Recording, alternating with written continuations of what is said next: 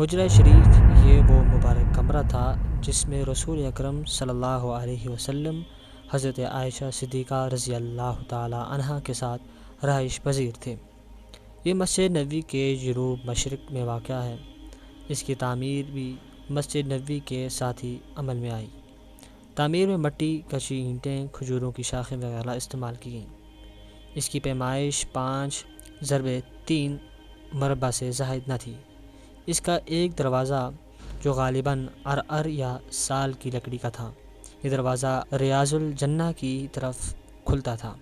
آپ صلی اللہ علیہ وسلم کی وفات اسی کمرے میں ہوئی اور اسی کی قبلہ والی سمت میں آپ صلی اللہ علیہ وسلم کی تدفین عمل میں آئی۔ کمرے کا شمالی حصہ میں حضرت عائشہ صدیقہ رضی اللہ تعالیٰ عنہ رہتی رہیں۔ پھر جب حضرت عائشہ صدیقہ رضی اللہ تعالیٰ عنہ کے والد ماجد حضرت ابو بکر صدیق رضی اللہ تعالیٰ عنہ کی وفات ہوئی تو آپ رضی اللہ تعالیٰ عنہ کی قبر رسول اللہ صلی اللہ علیہ وسلم کے قبر اطہر کے تقریباً 1 فٹ پیچھے بنائی گئی۔ اس طرح حضرت ابو بکر صدیق رضی اللہ تعالیٰ عنہ کا سر مبارک آپ صلی اللہ علیہ وسلم کے کاندھوں کے برابر ہوا۔ اس کے بعد جب حضرت عمر رضی اللہ تعالیٰ عنہ کی وفات ہوئی تو آپ رضی اللہ تعالیٰ عنہ کو بھی اسی حجرہ شریف میں حضرت ابو بکر صدیق رضی اللہ تعالیٰ عنہ کے پیچھے 1 فٹ کے فاصلے سے دفن کیا گیا، اور ان کا سر بھی حضرت ابو بکر صدیق رضی اللہ تعالیٰ عنہ کے کاندھے کے برابر ہوا۔ ان قبور کے باوجود حضرت عائشہ صدیقہ رضی اللہ تعالیٰ عنہ حجرہ کے شمالی حصے میں تاحیات رہتے رہیں، البتہ قبور اور اپنی رہائش کے درمیان ایک پردہ لٹکائے رکھا۔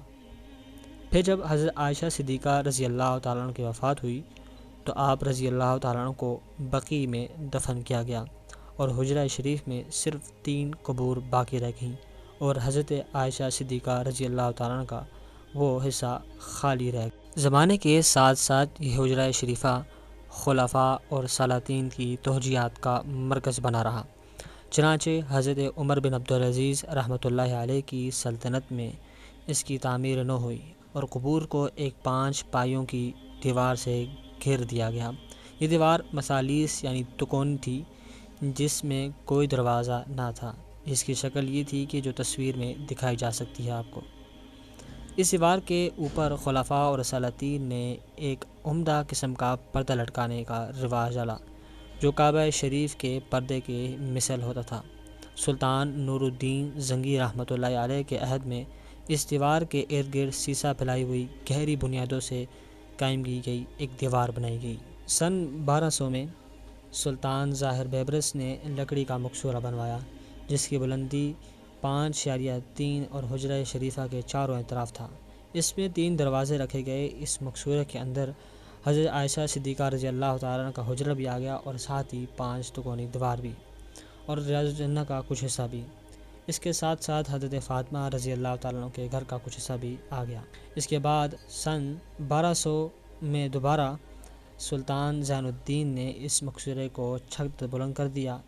پھر سن 1400 میں جب مسجد نبوی آگ سے جل گئی تو سلطان قاقبائی نے اس مقصورے کو قبلہ کی سمت میں تانبے سے بنایا اور باقی حصوں میں لوہے کا استعمال کیا، جن کو سبز روغن سے رنگ دیا گیا۔ اس کے اوپر والے حصے میں تانبے کی چاندی لگائی گئی، اور آج تک یہ مقصورہ اسی حال میں محفوظ چلا آ رہا ہے، اور سعودی حکومت اس مقصورے کی پالش وغیرہ کیا کرتی ہے۔ یاد رکھیے یہ وہ کمرہ اور یہ حجرہ شریف ہے جہاں پر حضور اکرم صلی اللہ علیہ وسلم اور ان کے 2 جانشین ساتھی مدفون ہیں۔ یہ خوش نصیب لوگوں کے لیے یہ وہ جگہ ہے جہاں پر لوگ جا کر حضور اکرم صلی اللہ علیہ وسلم پر سلام اور درود بھیجتے ہیں۔ اللہ تعالی ہم سب کو اس حجرہ شریف کی زیارت کرنے کی توفیق عطا فرمائے، اور ساتھ ہی حضور صلی اللہ علیہ وسلم پر درود اور سلام بھیجنے کی توفیق عطا فرمائے۔